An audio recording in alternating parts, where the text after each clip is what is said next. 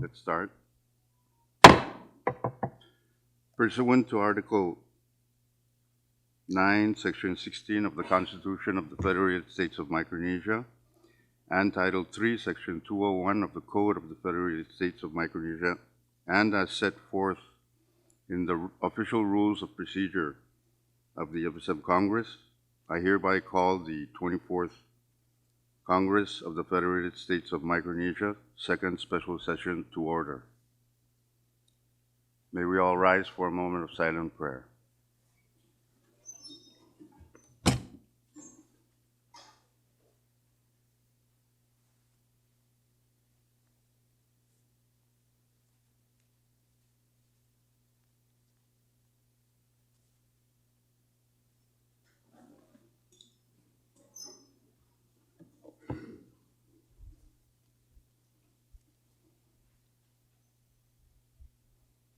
Chief Clerk, please call the roll.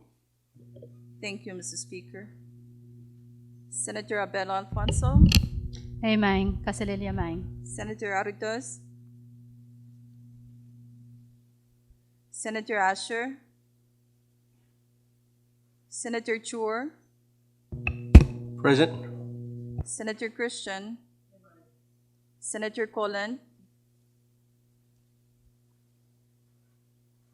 Senator Conman. Yes, good morning. Floor Leader Marar, Good morning. Yes. Senator Mudong, Senator Nemea, Yes. Vice Speaker Romalo, Senator Sigra. Yes, good morning. Speaker Moses. Amen. Mr. Speaker, 10 members are present. With that, we have a quorum to transact business. Next item, Chief Clerk. Thank you, Mr. Speaker. The next item is item number 4, appointment of the committee to wait on the president. Thank you. I hereby appoint as chairman Madam Chair Sigra and members Chairman Chor, Madam Chair Abelio Alfonso, and Madam Chair Conman to serve on the committee to wait on the president. So, Madam Chair, if you could please consult with the president before we end session today. Next item, Chief Clerk. Thank you, Mr. Speaker. The next item is item number 5, presidential communications. We are in receipt of numbers 24-136 to number 24-167, Mr. Speaker. Thank you. Chairs and members, please take note of the communications. We have some very important ones in there. Next item. Thank you, Mr. Speaker. The next item is item number 6, FSM Supreme Court communications. As of now, we do not have any, Mr. Speaker. Continue. Thank you, Mr. Speaker. Item 7, member communications, none also, Mr. Speaker. Item 8, departmental communications. We are in receipt of numbers 24-23 to number 24-35, Mr. Speaker. Thank you. Please assign those. Next item. Thank you, Mr. Speaker. The next item is item 9, agency or governmental authority communications. We have numbers 24-08 and number 24-09, Mr. Speaker. Thank you. Please assign those. Next item. Item 10, state communications. We are in receipt of numbers 24-13 to number 24-17, Mr. Speaker. Please assign those. Next item. Thank you, Mr. Speaker. The next item is item 11, State Supreme Court communications. None at the moment, Mr. Speaker. Next item. Thank you, Mr. Speaker.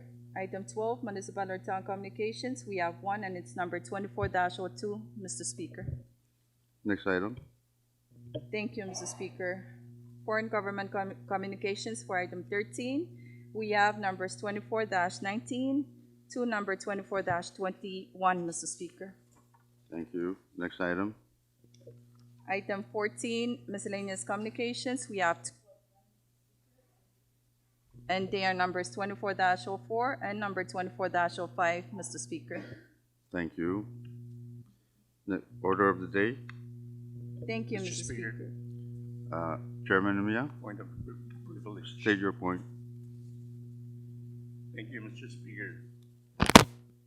His Excellency President Simina and Vice President Palik, distinguished members of Congress, esteemed traditional leaders, Dean and member of the Diplomatic Corps, Cabinet, states and municipal leaders, representatives of international organizations and civil society, my fellow citizens of the Federal States of Micronesia. Last week, our reality broke through the abstractions of reports and speeches and hit our homes, our gardens, our children's sleeping mats, and the graves of our ancestors.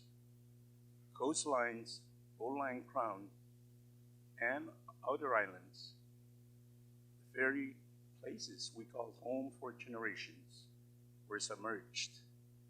Seawater pushed into our yards and houses. Primary crops were drowned and salted. Fresh water wells, arable plots that feed families were inundated. This is not an isolated incident. It is the predictable, documented, and accelerating pattern. The Intergovernmental Panel on Climate Change and every credible weather authority have warned us about. Colleagues, this is not a future scenario. It is our present. It is happening now, and it will only get worse if we continue to treat it as if it's someone else's priority, someone else's emergency, someone else's calendar. For years, we have spoken of climate change and sea level rise as an existential threat to the FSM. We have declared warnings. We have joined international fora and signed agreements. Yet, when it comes to matching words with resources, policies, and urgencies, we have fallen short. Decisions about policy priorities and allocations are too often shaped by outside agendas and by inertia. The scarce resources we control are parceled out without the decision focus this crisis demands. Today, I stand before you to say, enough. We must recalibrate our course. We must unify our will. We must act as the survival, dignity, and future of our people depend on it, because they do. I propose that this Congress declare a national climate and sea level rise emergency, not as a slogan, but as a legal and political foundation to marshal resources, waive needless delays, and prioritize the protection of life, livelihood, culture, and territory. The declaration must be the hinge on which every department and agencies, every budget, every program turns. If we are to lead, we must do three things at once. First, respond to this crisis now. Second, adapt our nation with urgency and justice. And third, transform our development model so the FSM endures for generations. We must not continue to let scarce resources be spent in ways that postpone the inevitable or address symptoms while ignoring the cause. We must insist that every partner and donor align with our priorities, and we must be relentless in accessing the climate finance owed to us. We will pursue grants, concession loans, private partnerships, regional cooperation, but on our terms, guided by our communities. Leadership means making hard choices today, so our children inherit a country that still breathes, grows food, tells its stories, and stands as a people on its land and seas. Leadership means listening to our rural and other islands, our women, our youth, our elders, to the knowledge passed through generations, and marrying that wisdom to modern science and technology. To my fellow leaders, let us not be remembered for polite speeches and unread reports. Let us remember that in the face of crisis that could erase our map, we chose action, that we aligned our budgets with our words, that we protected the most vulnerable, that we preserved the dignity of our policies and fairness with our hands. To the people of FSM, we will move with urgency, but we will move together. This is not a technical problem alone. It is a moral, cultural, and national one. We owe it to those who came before us and to those who will come after us. Let this chamber send a clear, unmistakable message to our people, to our partners, and to the world. The federal states of Micronesia will not be passive in the face of sea level rise and climate collapse. We will adapt, we will transform, we will lead. We cannot wait for perfect certainty to act. We cannot cede our priorities to others. We must act now, boldly, locally, and internationally. For our homes, for our children, for our food, and for the very right to be a nation. We will rise not beneath the water, but above it, for the FSM, for our future, and for the dignity of our people. Thank you, and God bless the very states of Micronesia. Thank you, Chairman Mia. Yes, the recent occurrences in our outer islands have been widely spread through social media, but I haven't seen any officials. So I hope we do move in the right direction. Thank you very much, Chairman. Yeah. We're still on order of the day. Chief Clerk, next item. Thank you, Mr. Speaker. Under the order of the day is item 15, standing committee reports. As of now, we do not have any, Mr. Speaker. Your next item. Item 16, special committee reports. None also, Mr. Speaker. Next item. Thank you, Mr. Speaker. The next item is item 17 for assignment of measures and communications. Please refer to referral sheet number 24-25, Mr. Speaker.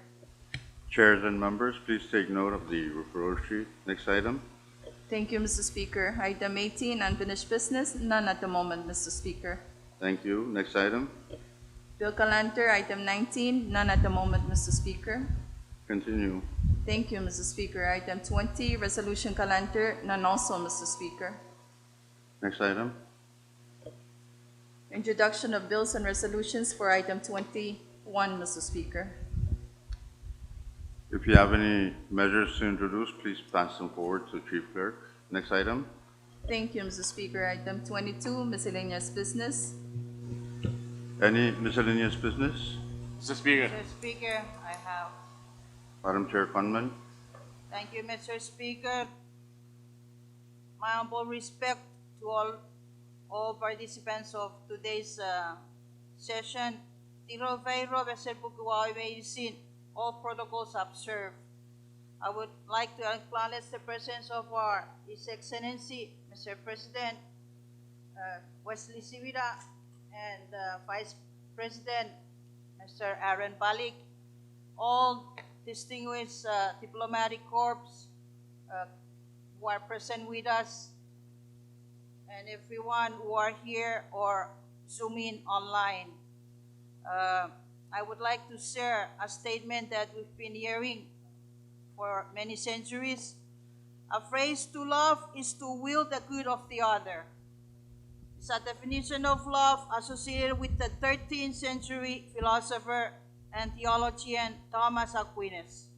It posed that true love is not an emotion, but a conscious decision to desire and work for what is best for another person, and is considered a selfless act that is distinct from self-interest or possession. Practical application. This means that true love will also involve creating, warning, and acting for the other's good, even when it is difficult or requires disagreement. From our Bible, Luke chapter 15, verse 4 to 6, Jesus came to save this world, especially for those lost souls. So, in chapter 4 says, suppose one of you has 100 sheep and loses one of them. Doesn't he leave the 99 in the open country and go after the lost sheep until he finds it? And when he finds it, he will joyfully put it on his shoulders and goes home. Then he calls his friends and neighbors together and says, rejoice with me, I have found my lost sheep. We all here for a purpose, to serve our Lord Jesus Christ and to be an instrument of his true love. And we have heard many struggles for our municipalities or our states, that we are fully aware and not fully addressed these struggles properly. The rise of oral cancer cases with the youngest age of 28, diabetes, heart disease are the top causes of deaths in FSM. The recent king diet is the worst one that we cut. We need help from bottom-up approaches for human capacity building, education, health, youth development and empowerment, and cessation of substance dependence and abuse. Ensure resilience is our top priority, as we have heard. Everything is really damaged by the king diets. With more cooperation, collaboration, and integration of national government activities in all municipalities, be treated with determination, equity, and transparency. This is the most critical time, and good decisions can shape a better future of our people. And addressing all needs equally and effectively in every municipality in FSM can or will safeguard the future of our nation. Thank you very much, Mr. Speaker. Thank you, Madam Chair Conman. Any more miscellaneous business? Mr. Speaker, Chairman Christian. I forgot why I pressed but let me think of one. You know, we should ask ourselves, how about us? We talk about all these things as if they are distant happenings, and they are. Over the weekend, I watched two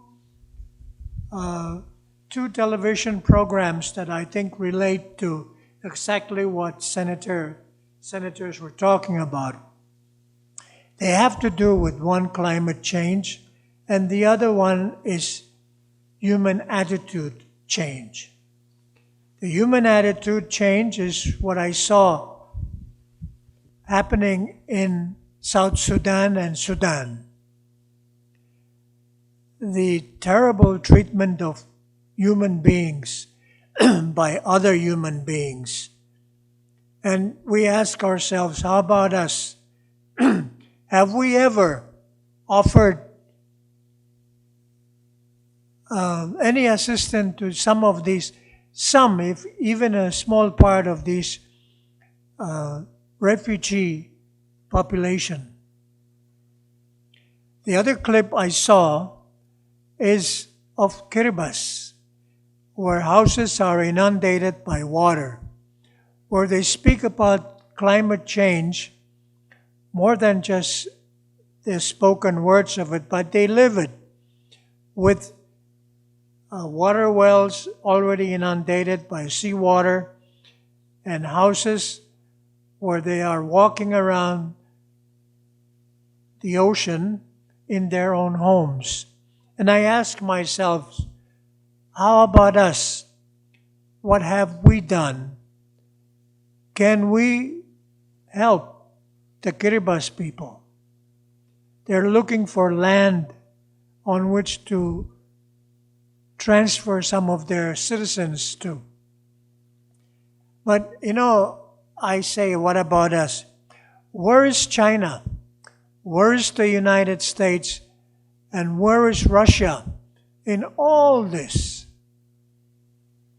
They seem to have become blind to or deaf to all these problems. We go to international fora and we talk about these issues. But I'll tell you what, if these three people will stand up and do something about these issues, not only will we see material changes, but we will see practical changes to some of these sorrows. We talk about the problems in the world, the pockets of civil unrest, the pockets of problems with drugs, and how some nations are taking upon themselves to curtail the activities even in international waters. And I ask myself, how about them? I'll tell you what, the world has pockets of unrest. But if the United States, China, and Russia will just sit down and say to these people, sit down, let's live together in peace, I know without a doubt that peace will cover the globe as we would like to see it. But until these three countries will do something collectively as a team and not try to bring some of these problems, the host of these problems as their friend, and the other ones are friends of the other two, we will never come to solving some of these problems. So, Mr. Speaker and members, today is a great day to speak. Why? Because I love to hear myself speak? Yes, that's one of it. But because the President of this nation is sitting here in person with the Vice President, it's been a rare occasion to see the both of them sitting together in an open of a session. Welcome, gentlemen. But we also have the representatives of the countries I spoke about. Although one of them is missing,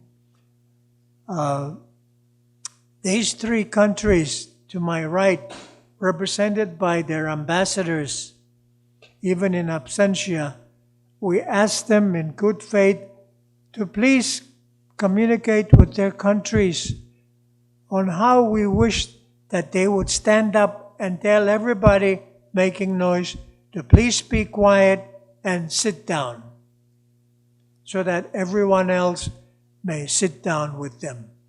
Thank you very much, Mr. Speaker, and I thank the two other speakers for reminding me about what I saw over the weekend.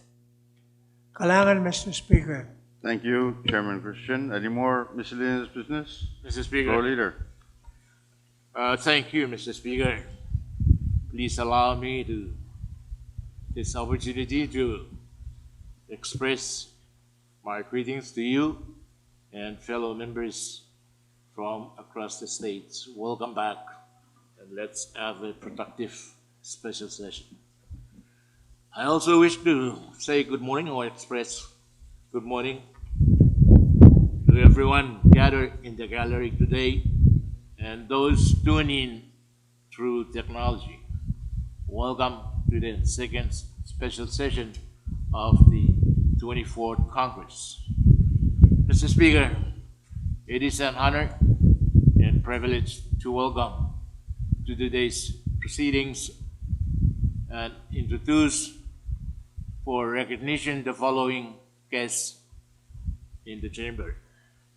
Let me start with recognizing our very own President, His Excellency Wesley W. Simila, President of the Federal States of Micronesia. And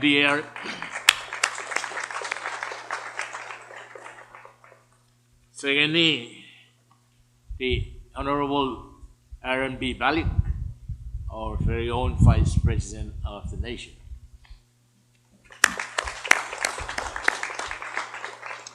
Let us also recognize and welcome members of the President's Cabinet and the national organizations and agencies who are here with us today. And also, I would like to extend the same to those joining us today from the FSM Supreme Court, the judiciary branches of the FSM, and other states. Welcome. Mr. Speaker, I'm especially happy to see members of the state legislatures joining us this morning.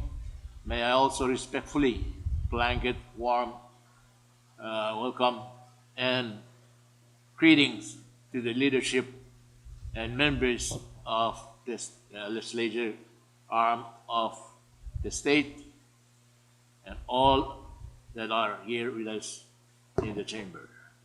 So I also wish and defer to the details of their introductions to our state delegations if they would like to do so.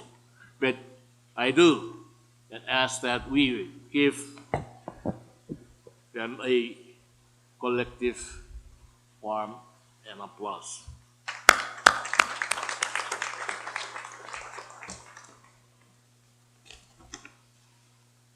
I am also pleased to introduce members of the Diplomatic Corps joining us today, and I will begin by addressing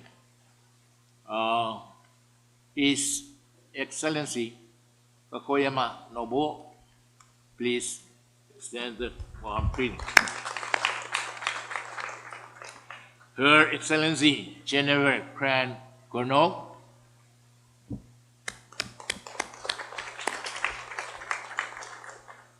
Charge d'Affaires Mr. Lee Wu,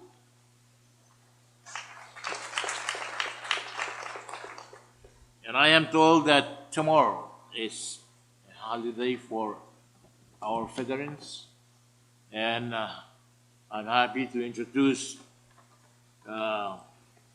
Director of our own Veterans Affairs, Mr. or Director Heinrich Panuelo. Welcome. And that said, Mr. Speaker, if I miss anybody to welcome to this session, forgive me, and you are all welcome. Thank you. Thank you very much, and thank you, Floor Leader. It's always nice to have our citizens, especially our leaders, observing our session. Any more miscellaneous business? Mr. Speaker, Chairman Christian. I want to thank the floor leader for the additional introductions. It gave me time to think of something to say. And that something is very important to me. I have talked about it for the past maybe 20 Congresses or so. Why do we have to appoint a committee to wait on the President to tell him that we are organized and ready to transact business, especially when he's sitting right here? Doesn't that look a little bit crazy? So I move for a short recess so that chairman of the committee to wait could consult with them, and report to us when we might be able to proceed with the legislative duties.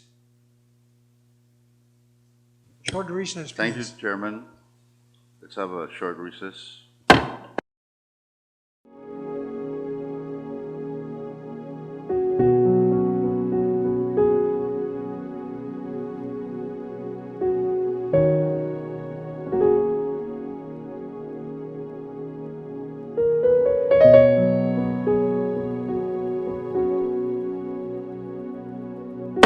Any more miscellaneous business?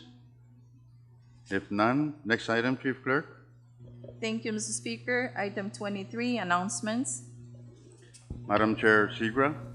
Thank you, Mr. Speaker. I consulted with the President 1 o'clock today. The committee to wait on the President will meet with the President, Vice President, and his cabinet. Thank you.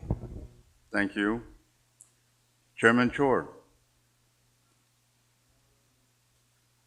Chairman Nimiya. Thank you, Mr. Speaker.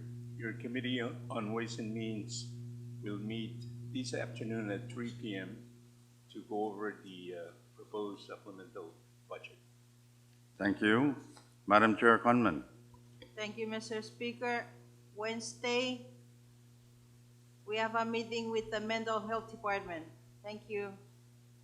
Thank you. What time? 1 o'clock. Thank you. Chairman Christian. Mr. Speaker, I'd like to invite the members of your Committee on Foreign Affairs or External Affairs to meet, that we can meet with the officials from the Embassy of the People's Republic of China tomorrow at 9 o'clock in the members' lounge. Thank you. Thank you.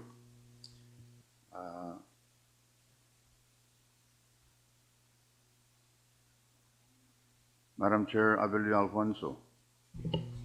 Thank you, Mr. Speaker. Your Committee on Education is having our committee meeting hearing on the nomination of the member of Board of Regent for Koshrai and to take up the grant as well as other relevant matters at 1:30 in the afternoon. Thank you. Thank you. Senator Mutong. Thank you, Mr. Speaker. I don't have rules. Thank you. Vice Speaker Romulo, any announcement? No announcement, Mr. Speaker, but if I may, on a point of privilege. Say your point. Thank you very much, Mr. Speaker. I join the previous speakers in acknowledging the presence of these high-level officials who are gracing our morning session. I also wish to convey and beg the indulgence of this body to recognize with me the very many of our citizens, especially the citizens from the Northwest region in Chuk who are tuning in through social media, observing our morning session. And I ask that we give them a round of applause. Thank you, Mr. Speaker. Thank you. And before I recognize the floor leader, may I ask that members, we meet in the members' lounge before the committee to wait makes their way down to the President's office right after session, if there's no objection. Floor leader? Thank you, Mr. Speaker. I do not have any announcement at the moment. However, I will move that Congress go into recess until tomorrow morning at 10 o'clock. Any second? It's been moved and seconded that Congress stand in recess until 10 a.m. tomorrow. If no objections, we'll vote. All those in favor say aye. All opposed say nay. Motion carried. Congress stands in recess until 10 a.m. tomorrow morning.